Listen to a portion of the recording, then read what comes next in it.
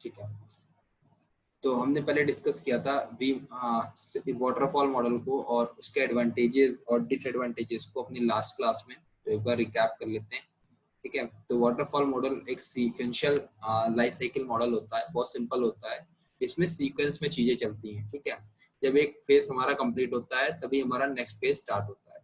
ठीक है, तो सॉफ्टवेयर डेवलपमेंट लाइफ साइकिल में कई सारे मॉडल्स हैं, तो एक जो बेसिक सबसे इजीएस्ट मॉडल है वो वाटरफॉल मॉडल ही होता है। ठीक है, तो इसमें कुछ स्ट्रक्चर इस तरह का होता है, जैसे कि आपने एसडीएलसी लाइफ साइकिल में भी देखा होगा। रिक्वायरमेंट गैदरिंग थी, उससे डिजाइन था, इम्प्लीमेंटेशन था, टेस्टिंग थी, डिप्लॉयमेंट था।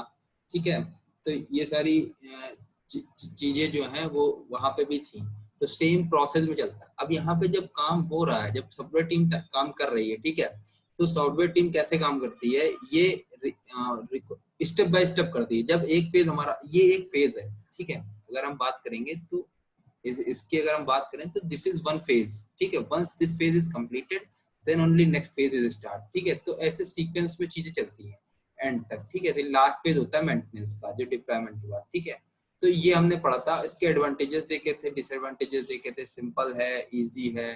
ठीक है, इसमें रिस्क बहुत होता है। ठीक है, डिसएडवांटेजेस में not good for a complex project. ठीक है, ऑब्जेक्ट ओरिएंटेड प्रोजेक्ट्स के लिए सही नहीं होता है। ठीक है, आज का हमारा टॉपिक है और today's topic is V model. ठीक है, वी मॉडल को हम लोग वेरिफिकेशन एंड वैलिडेशन मॉडल भी बोलते हैं। ठीक है, वी मॉडल को, क्योंकि देखो वेरिफिकेशन कब होता है, पहली चीज समझनी पड़ेगी। अगर हम वी मॉडल को समझने जा रहे हैं तो हमें समझना पड़ेगा कि वेरिफिकेशन किस स्टेज पे होता है और वैलिडेशन किस स्टेज पे होता है, and what is the difference between these two terms. ठीक है, इसके बीच में डिफरेंस हमको समझना पड़ेगा। तो अब वेरिफिकेशन और वैलिडेशन अगर मैं नॉर्मली पूछूं, let me edit this one as well. Okay, one minute. Okay, ठीक है, तो तो वी मॉडल को हम लोग वेरिफिकेशन वैलिडेशन मॉडल कहते हैं। ठीक है, अब वेरिफिकेशन मॉडल जो होता है, ठीक है, अब हमें वेरिफिकेशन समझना है, तो वेरिफिकेशन हमारा होता है रिक्वायरमेंट फेज पे। ठीक है, हम कभी जो एक्चुअल टेस्टिंग होती है उसमें वेरिफिकेशन नहीं करते। ठीक है, तो वेरिफिकेशन हमारा कब होता है, हमेशा जब रिक्वायरमेंट एनालिसिस होती है। तो वेरिफिकेशन जो एक्चुअल कंपनी टर्म्स में अगर बोले तो जो इंस्पेक्शन होता है, जो वॉक थ्रूज होते हैं, है ना, वॉक थ्रू के टाइम हम जब बिजनेस रिक्वायरमेंट देखते हैं उस टाइम ही हमारा हो जाता है, जिससे क्या होता है कि अर्ली स्टेजेस में ही हमें चीजें मिल जाती हैं। तो हमारे डेवलपमेंट फेज में वो बग्स या वो इश्यूज जो अर्ली फेजेस में डॉक्यूमेंट वेरिफिकेशन के टाइम में आ जाते हैं, ठीक है, तो वो अराइज नहीं होते हैं। तो इससे क्या बेनिफिट होता है कि जब ये जो हमारा डेवलपमेंट लाइफ साइकिल है उसमें फिर क्या होगा कि हमारी सारी चीजें क्लियरिटी होगी और कुछ ऐसी चीजें मिसिंग नहीं होंगी जिससे हमें डेवलपमेंट में दिक्कत आए। ठीक है, तो अगर हम वेरिफिकेशन की पहले बात करें तो verification make sure that the product is design deliver all functionality to the customer. ठीक है, अब देखो कैसे वेरिफिकेशन होता है। ठीक है, क्या है वेरिफिकेशन वो समझो। वेरिफिकेशन क्या होता है, अब रिक्वायरमेंट आई हमारे पास, तो रिक्वायरमेंट में हम जब चेक करते हैं तो हम पता करते हैं कि भाई ईच एंड एवरीथिंग हमारी है, जो हमें कस्टमर के लिए जो फंक्शनैलिटी हम डिलीवर करने वाले हैं वो सारी फंक्शनैलिटीज हैं उसमें कि नहीं है, कि हम कोई चीज मिस कर रहे हैं या कुछ अर्ली स्टेजेस में ही हम उसको पकड़ लेते हैं। ठीक है, हम क्योंकि जो हमारी रिक्वायरमेंट होती है, मैंने कि हमेशा से ये चीज कही है, हमारी फर्स्ट क्लास में भी हमने रिक्वायरमेंट पे बहुत जोर दिया था कि बिजनेस रिक्वायरमेंट डॉक्यूमेंट जो होता है उस पर मैंने बहुत जोर दिया था कि उसी टाइम पे हम लोग बहुत ये सारी चीजें कर लेते हैं, वेरिफिकेशन कर लेते हैं। तो रिक्वायरमेंट हमारी क्लियर होनी चाहिए। ठीक है, अब रिक्वायरमेंट हमारी क्लियर कब होगी, जब हमको एंड टू एंड पता होगा कि इसका फ्लो क्या है। अगर मैं कोई प्रोडक्ट बना रहा हूँ तो प्रोडक्ट कैसे चलेगा, कस्टमर के रिक्वायरमेंट क्या है, उसके पॉइंट ऑफ व्यू से कैसा रहेगा, इजी रहेगा या क्या रहेगा। ठीक है, तो ईच एंड एवरी स्टेप हम लोग वहां पे वेरिफिकेशन में लिखा होता है, जब हम लोग डॉक्यूमेंट में या रिक्वायरमेंट में लिखा होता है हम वहीं पे वेरिफिकेशन करते हैं। Verification is done at the starting of the development process. देखो मैंने कहा था कब होता है, डेवलपमेंट प्रोसेस में नहीं हो रहा है, क्योंकि डेवलपमेंट प्रोसेस में तो डेवलप हो रहा product. Starting of the development process मतलब डेवलपमेंट प्रोसेस का स्टार्टिंग क्या है, रिक्वायरमेंट एनालिसिस, डिजाइन। वहां पे हमारा क्या नाम, वेरिफिकेशन हो रहा है टेस्टिंग में, ठीक है। तो verification is done at the starting of the development process. It includes कहाँ होता है, रिव्यूज, मीटिंग्स जो होती हैं हमारी, वॉक थ्रूज होते हैं, इंस्पेक्शंस होते हैं, यहाँ पे हमारा वेरिफिकेशन होता है। अब हम यहाँ पे क्या इवेल्युएट करते हैं, कहाँ पे हमको बग्स मिलते हैं इसमें, ठीक है। तो हम यहाँ करते हैं evaluate document, plans, code, requirement and specification. जो भी रिक्वायरमेंट्स है हम उसको इवेल्युएट करते हैं, सारे डॉक्यूमेंट्स पढ़ते हैं, सारे एसओडब्ल्यू को पढ़ते हैं, ढंग से निकालते हैं कि क्या चीज मिसिंग है, किस क्या अदर चीजें हो सकती हैं, ठीक है। अब मैं बात करूं, अगर ये वी मॉडल पे चलो वेरिफिकेशन चल रहा है, एजाइल में भी वेरिफिकेशन होता है। एजाइल में हम लोग एसओडब्ल्यू मॉडल यूज करते हैं। एसओडब्ल्यू स्टेटमेंट ऑफ वर्क होता है, तो वहां उसका वो statement of work is also requirement document. So वहां पे भी हम करते हैं वैलिडेट की। अब एक जब भी प्रोजेक्ट आता है तो एसओडब्ल्यू किसी लीड को दे दिया जाता है, टेक लीड को दे दिया जाता है। वो क्या करता है, उस एसओडब्ल्यू को इवेल्युएट करता है, चेक करता है कि क्या क्या रिक्वायरमेंट है हमारे पास, कितने रिसोर्स चाहिए। तो उसी टाइम वो इंस्पेक्ट करता है चीजों उसमें कि भैया ये रिक्वायरमेंट है, इसके ये गैदरिंग से इतने रिसोर्स चाहिए, इतना इसमें एफर्ट चाहिए, इतना वो होगा, ठीक है। और क्या क्या रिक्वायरमेंट है। अब उस रिक्वायरमेंट को जब वो देख रहा होता है उसी समय पता करता है कि भाई ये रिक्वायरमेंट तो इसमें है ही नहीं, जबकि होनी चाहिए, ठीक है। जितने इनहेंसमेंट हैं या एक्स्ट्रा रिक्वायरमेंट्स है या कुछ ऐसी रिक्वायरमेंट होती है जो क्लाइंट लिख तो देता है लेकिन उसका इफेक्ट होता है बाद में जाके, ठीक है, कि बाद में जब डेवलप हो जाएगा कोड तो ये कस्टमर को ये इश्यूज आएंगे इस रिक्वायरमेंट की वजह से, ठीक है। तो ये सारे अर्ली फेजेस ऑफ डेवलपमेंट में ही हमें मिल जाते हैं, तो उसको हम वेरिफिकेशन कहते हैं। अब आप देखो इसी डायग्राम को देखो कि सबसे पहले क्या है, needs and expectation of the customer, फिर उसका specification, then process, then product. Product is a development, ये डेवलपमेंट हो रहा है, ठीक है। अब डेवलपमेंट का स्टार्टिंग पार्ट क्या है, रिक्वायरमेंट एनालिसिस, ठीक है। अब रिक्वायरमेंट एनालिसिस जो है तो वो किसकी हो रही है, स्पेसिफिकेशन की हो रही है, ठीक है। स्पेसिफिकेशन जो हमारे रिक्वायरमेंट डॉक्यूमेंट है वहां से कर रहे हैं, कॉल्स हो रही है, मीटिंग्स हो रही है, वॉक थ्रू हो रहे हैं, यहाँ पे हम लोग वेरिफिकेशन कर रहे हैं। अब वेरिफिकेशन जब मेरा प्रोसेस कंप्लीट हो गया, अब प्रोडक्ट का इंप्लीमेंटेशन स्टार्ट हो गया, ठीक है। तो ये होता है वेरिफिकेशन मॉडल। नेक्स्ट आता है वेरिफिकेशन होता है। अब एडवांटेजेस क्या है वेरिफिकेशन के, सबसे इंपॉर्टेंट, ठीक है। अब हमको वेरिफिकेशन जब पता चल गया तो एडवांटेजेस बताने पड़ेंगे। Then verification helps in lowering down the count of the defect in the later stages of development, ठीक है। लेटेस्ट जब डेवलप, अब वेरिफिकेशन हमने कर लिया तो हमने आधी चीज सॉर्ट आउट वहीं कर ली, जब हमारी वॉक थ्रू मीटिंग्स यही चल रही थी तो वहीं पे मैंने आधी चीज सॉर्ट आउट कर ली, आधे डिफेक्ट्स मिल गए, अब मैंने आधी रिक्वायरमेंट क्लियर कर ली, वहां पे चीजें क्लियर हो गई। अब इससे क्या होगा, डेवलपमेंट टीम को भी आसानी हो गई। कैसे आसानी हो गई उसको, क्योंकि डेवलपमेंट टीम ने क्या किया कि जब ये वेरिफिकेशन प्रोसेस चल रहा था उनको सारी क्लैरिटी आ गई कि प्रोडक्ट में एक्चुअल में क्या होगा और क्या करना है। तो वो कोई ऐसी मिस्टेक नहीं करेंगे, है ना, जो आगे फ्यूचर में जो जब टेस्टिंग हो उस प्रोडक्ट की तो वहां पकड़ी जाए। तो अब इससे क्या हुआ, उनका count of the defect later stages में जो होगा वो लोअर हो गया, ठीक है, लोअर काउंट हो गया। उसका verifying the product at the starting phase of the development will help in understanding the product in a better way. अब स्टार्टिंग में हमारी वॉक थ्रू हो रही, कॉल हो रही है ना, ठीक है। तो वॉक थ्रू में क्या मिलता है, प्रोजेक्ट का ओवरव्यू मिलता है। तो अगर स्टार्टिंग में हमारा वेरिफिकेशन प्रोसेस हो रहा है then you have a good understanding of the product, ठीक है। तो उसके बाद इससे क्या होगा, आप इंप्लीमेंटेशन अच्छा करोगे। It reduces the chance of failure in the software application और प्रोडक्ट। अब आपके पास गुड अंडरस्टैंडिंग होगी, ठीक है। अब ये आपके पास सही है, अंडरस्टैंडिंग है अच्छी, ठीक है। अब गुड अंडरस्टैंडिंग बात क्या हुआ, reduces the chances of failure in the software application, ठीक है। It helps in building the product as per the customer specification needed.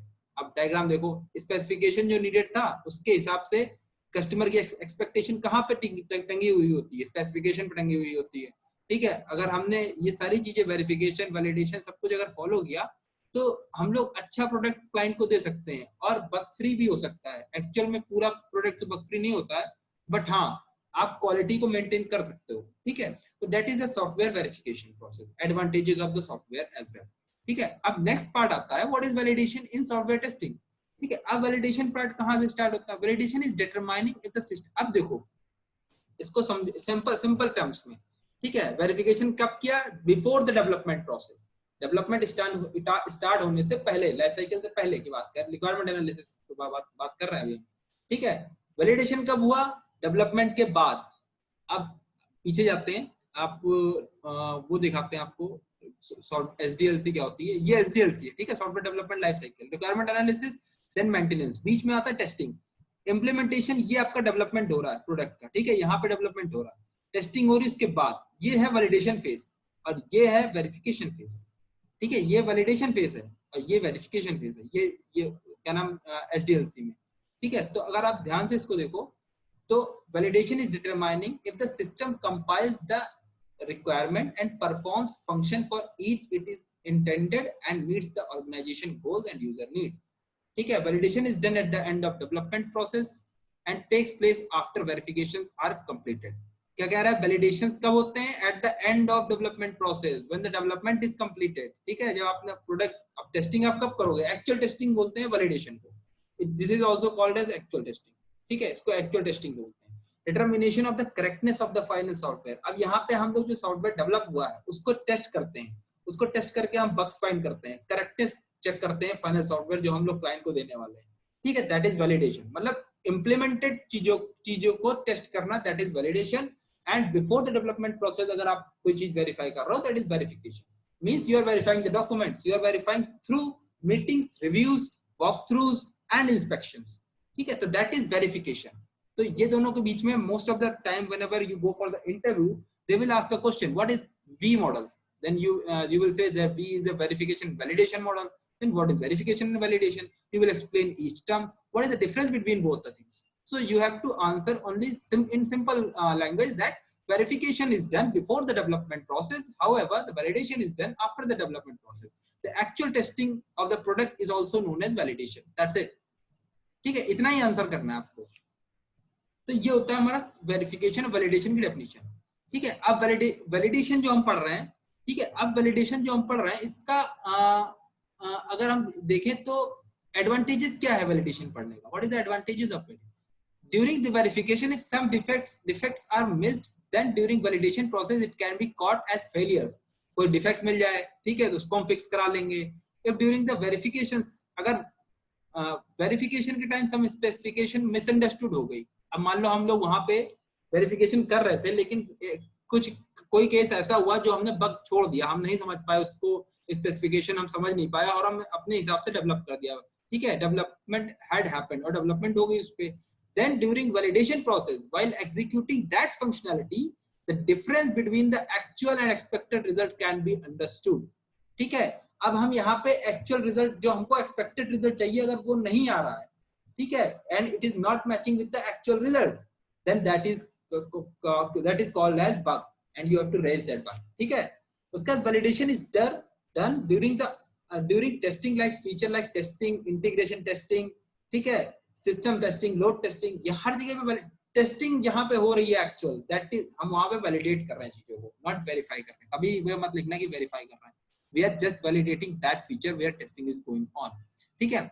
Validation helps in building the right product as per the customer requirement and helps in satisfying their needs, ठीक है। Quality देना, यहाँ पे हो गया quality देना, ठीक है, इस पे क्वालिटी प्रोवाइड कर रहा है।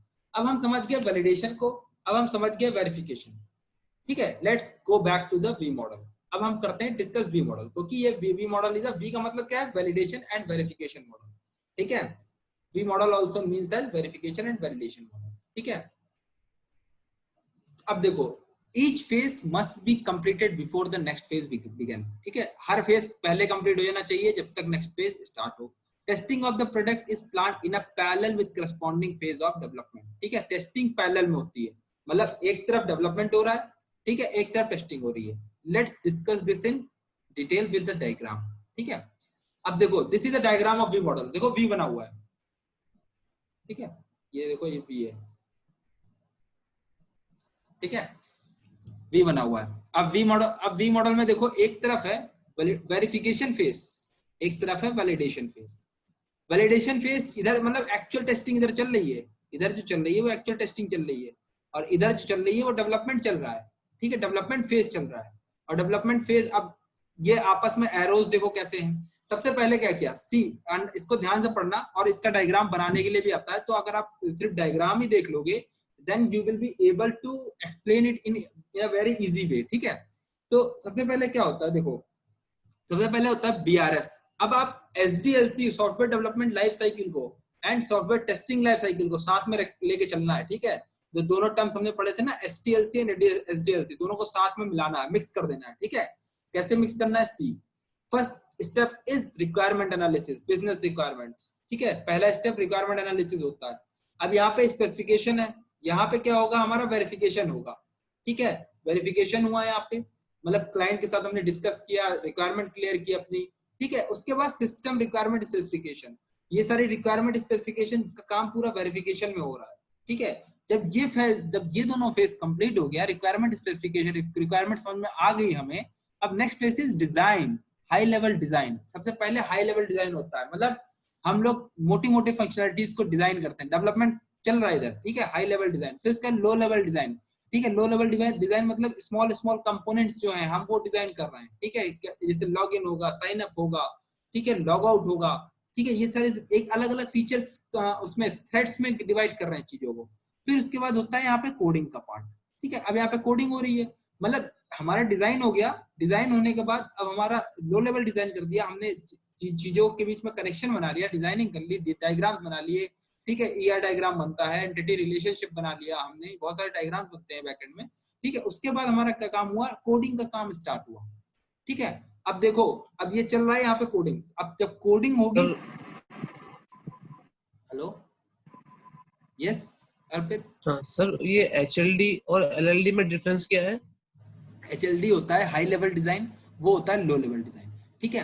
हाई लेवल डिजाइन मतलब जब सारे, जैसे कि हमारा सपोज करो लोन अकाउंट है, एक सपोज करो एक एग्जांपल लेते हैं, लोन अकाउंट है, लोन अकाउंट किसी सेविंग अकाउंट से लिंक है, ठीक है।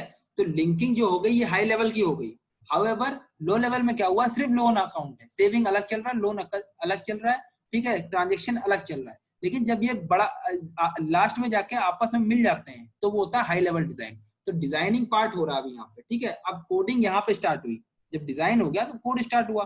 कोड करने के बाद देखो सबसे पहला स्टेप डेवलपर क्या करता है? डेवलपर करता है यूनिट टेस्टिंग। अपना एक मॉड्यूल लिखा, सपोज करो 10 मॉड्यूल थे, 1 2, ठीक है, 10 मॉड्यूल थे, 2 3 4, ठीक है, सपोज करो 4 मॉड्यूल थे, ठीक है।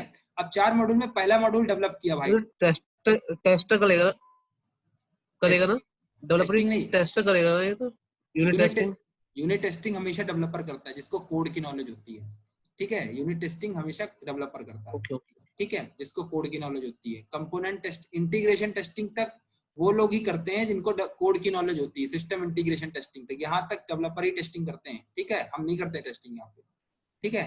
अब देखो पहला एक मॉड्यूल का कोड लिखा गया, सपोज करो हमने सेविंग अकाउंट का कोड लिखा, सेविंग अकाउंट का कोड लिख के उसकी यूनिट टेस्टिंग हुई, मतलब वो सही चल रहा है, सेविंग अकाउंट हमारा इतना ही फीचर टेस्ट, सिर्फ इतना ही टेस्ट होगा, अलग कुछ भी टेस्ट नहीं होगा, सेविंग अकाउंट हमारा सही चल रहा है, ठीक है। उसके बाद जब सेविंग अकाउंट बन गया, फिर हमारे और भी चीजें हुई, ठीक है, और भी मतलब 2-4 जो एक्स्ट्रा फीचर्स थे, जो थर्ड फोर्थ पे लोन अकाउंट था या ट्रांजेक्शन था, ये सारे फीचर्स थे, ये भी बना लिए। अब इनको आपस में हमने लिंक कर दिया, ठीक है, लिंक कर दिया कंपोनेंट। अब हमारा एक कंपोनेंट तैयार हुआ, क्या? Saving account with transaction, transaction के साथ इसकी लिंकिंग, ठीक है, पहला कंपोनेंट। तो हम लोग कंपोनेंट टेस्टिंग करते हैं लो लेवल डिजाइन में। उसके बाद हमारा आता है इंटीग्रेशन टेस्टिंग, जब हाई लेवल डिजाइन होगा, ठीक है। जब हाई लेवल डिजाइन मतलब सारे फीचर्स आपस में होंगे, डेटाबेस से कनेक्टेड होंगे, सर्वर पे डिप्लॉयड होगा, ठीक है। तो इंटीग्रेशन बनेगा, मतलब एक कंपोनेंट दूसरे कंपोनेंट से आपस में लिंक होगा, ठीक है। जैसे सेविंग अकाउंट लोन अकाउंट से आपस में लिंक है, लोन अकाउंट किसी ट्रांजैक्शन से आपस में लिंक है, तो यहाँ पे इंटीग्रेट हो रहा है, ठीक है। तो इंटीग्रेशन टेस्टिंग हो गई यहाँ पे, ठीक है। उसके बाद आता है हमारा सिस्टम टेस्टिंग। अब देखो, ये देखो इसके सामने सिस्टम रिक्वायरमेंट स्पेसिफिकेशन, जब हमारे पास, अब देखो इन दोनों में देखो ध्यान से, एक्सेप्टेंस टेस्टिंग और सिस्टम टेस्टिंग, इसको हम यूएटी बोलते हैं, यूएटी, ठीक है, यूजर एक्सेप्टेंस टेस्टिंग, ठीक है। अब देखो सिस्टम टेस्टिंग हमने पिछली क्लास में डिस्कस किया था, कौन करता है सिस्टम टेस्टिंग को? वो बंदे करते हैं जिनको फंक्शनल की भी नॉलेज हो, नॉन फंक्शनल टेस्टिंग की भी नॉलेज हो, डेटाबेस की भी नॉलेज हो, जो पूरे ओवरऑल सिस्टम को टेस्ट करें, ठीक है, वो करते हैं सिस्टम टेस्टिंग, ठीक है। अब यहाँ पे रिक्वायरमेंट स्पेसिफिकेशन, जब सिस्टम रिक्वायरमेंट स्पेसिफिकेशन हो रही है कि सिस्टम क्या क्या होंगे, जैसे डेटाबेस कौन सा यूज होगा, ठीक है, टूल कौन सा यूज होगा, ऑटोमेशन टूल कौन सा यूज होगा, तो यहाँ पे रिक्वायरमेंट स्पेसिफिकेशन चल रहा है। इस टाइम पे ये लोग क्या करते हैं, जो ये टीम होती है, ये टेस्टिंग टीम होती है, ये काम दोनों टेस्टिंग टीम करती है, ठीक है, टेस्टिंग टीम करती है ये दोनों काम, ठीक है। अब टेस्टिंग टीम जब करती है, तो जिस टाइम ये काम हो रहा होगा, स्पेसिफिकेशन बन रहे होंगे रिक्वायरमेंट के, उस टाइम ये क्या करते हैं, अपने टेस्ट केसेस डिजाइन करते हैं, ठीक है, ये सिस्टम टेस्टिंग वाले कि क्या क्या टेस्ट केस होंगे, कितनी चीजों पे लोड टेस्टिंग करनी है, कितने पे फंक्शनल टेस्टिंग करनी है, ठीक है, कितने पे इंटीग्रेशन टेस्टिंग करनी है, क्योंकि पूरे सिस्टम की टेस्टिंग करते हैं, ठीक है, फंक्शनल से लेके डेटाबेस लेके लिंकिंग से लेके हर चीज की टेस्टिंग सिस्टम टेस्टिंग वाले करते हैं, ठीक है। तो ये अपने टेस्ट केसेस लिखते हैं, इनके टेस्ट केसेस होते हैं सारे। अब ये जब यहाँ पे ये कोड यहाँ तक डेवलप हो गया, यहाँ तक पार्ट कंप्लीट हो गया, अब इनका काम स्टार्ट होता है, ठीक है। अब इनके पास कोड आया फाइनल, अब ये पूरे सिस्टम की टेस्टिंग करेंगे हर चीज की, ठीक है, हर चीज की, मतलब every functionality is being tested, every functionality लेके। जैसे कि वी मॉडल में ये कोई ऐसा नहीं है कि मतलब कि 4 फंक्शनैलिटी आ रही है स्प्रिंट वाइज, इसमें आता है एक बार में फंक्शनैलिटी, एक बार में मतलब 10 फंक्शनैलिटी 10 की 10 एक बार में डिलीवर होगी, ठीक है, उससे पहले डिलीवर नहीं होगी। तो ये सारा काम, इतना काम डेवलपमेंट टीम करके दे देती है हमें, फिर उसके बाद इतना यहाँ से ये वाला काम हमारा स्टार्ट होता है, ठीक है। अब देखो इसमें देखो सिस्टम टेस्टिंग हो रही है, सिस्टम टेस्टिंग में सब कुछ टेस्ट कर रहे हैं, लोड भी कर रहे हैं, फंक्शनल भी कर रहे हैं, फंक्शनैलिटी भी कर रहे हैं, डेटाबेस भी कर रहे हैं, सारी टाइप की टेस्टिंग यहाँ परफॉर्म कर रहे हैं। जब हमारा ये काम हो जाता है, अब आता है एक्सेप्टेंस टेस्टिंग का काम। लास्ट टेस्टिंग होती है यूजर एक्सेप्टेंस टेस्टिंग, मतलब यूजर के पॉइंट ऑफ व्यू से ये टेस्टिंग होती है, उसे यूएटी कहते हैं, ठीक है। मोस्ट ऑफ द कंपनीज में आप लोग भी जब काम करने जाओगे और वी मॉडल अगर आपको मिलता है तो आप यूएटी ही रहोगे, यूएटी बोलते हैं, यूजर एक्सेप्टेंस टेस्टिंग, ठीक है। अब देखो ये कैसे काम करती है, ठीक है। अब जैसे रिक्वायरमेंट आई, ठीक है, सबसे पहले पहला फेज क्या था, रिक्वायरमेंट फेज। जब रिक्वायरमेंट आती है तब दोनों टीम के पास आती है, डेवलपमेंट टीम के पास इधर भी और इधर भी, testers life cycle testing team के पास, दोनों टीम के पास आती है, ठीक है। जब ये अपना रिक्वायरमेंट स्पेसिफिकेशन क्लियर कर रहे होते हैं, टेस्टिंग टीम भी अपना रिक्वायरमेंट स्पेसिफिकेशन क्लियर कर रही होती है, ठीक है। किसके थ्रू, वॉक थ्रू, इंस्पेक्शन, इनके थ्रू, कॉल्स के थ्रू, ठीक है, जो क्लाइंट से लेते हैं, क्लाइंट का ओवरव्यू के थ्रू, ठीक है।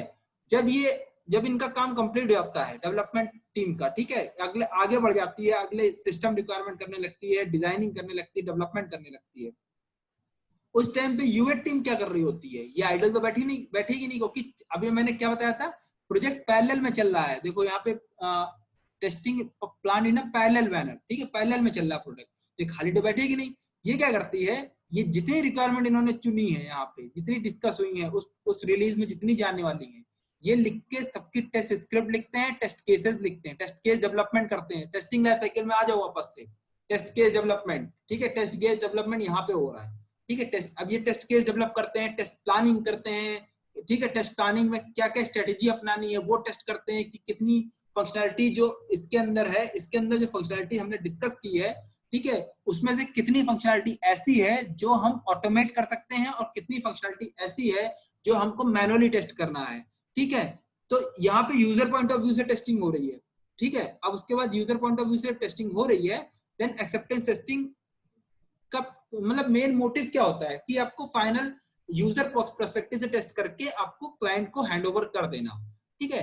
तो ये एट द सेम टाइम हो रही है, पैरेलल में चल रही है। देखो सारी चीजें, सब चीजें पैरेलल में चल रही है, मतलब इधर डेवलपमेंट चल रहा है, इधर टेस्टिंग चल रही है, लेकिन रिक्वायरमेंट एनालिसिस एक दोनों का पार्ट है, ये दोनों करते हैं, ठीक है। और इसी रिक्वायरमेंट के बेस पे ये जो एक्सेप्टेंस टेस्टिंग टीम होती है, टेस्टिंग टीम होती है, ये क्या करती है, ये अपने requirement, test case development, test execution, test closure report, everything will be done here in the acceptance testing phase.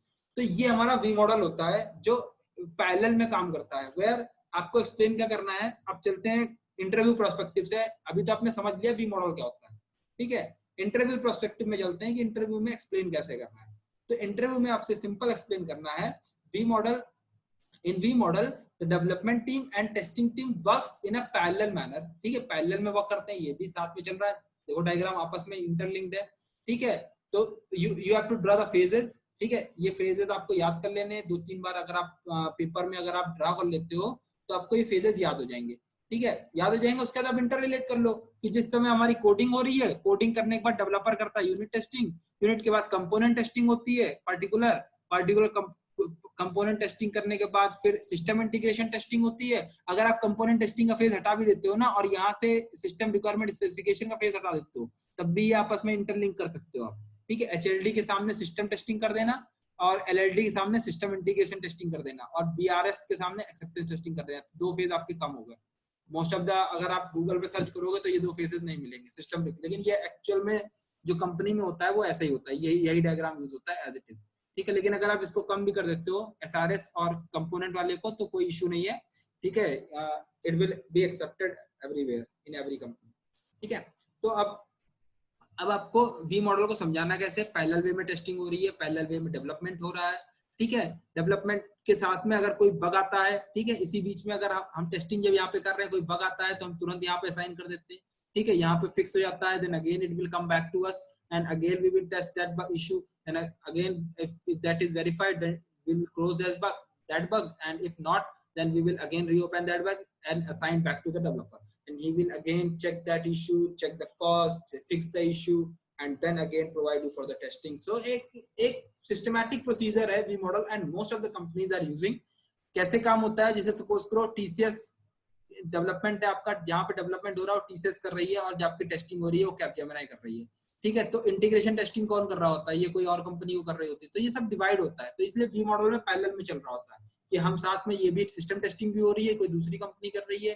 ठीक है, ये कोई दूसरी कंपनी कर रही है, डेवलपमेंट कोई और कंपनी कर रही है, तो सब कुछ पैरेलल में चलता है। तो that is V model. What is the advantages of V model? अब वी मॉडल के एडवांटेजेस समझते हैं। ठीक है, it is very simple and easy to use.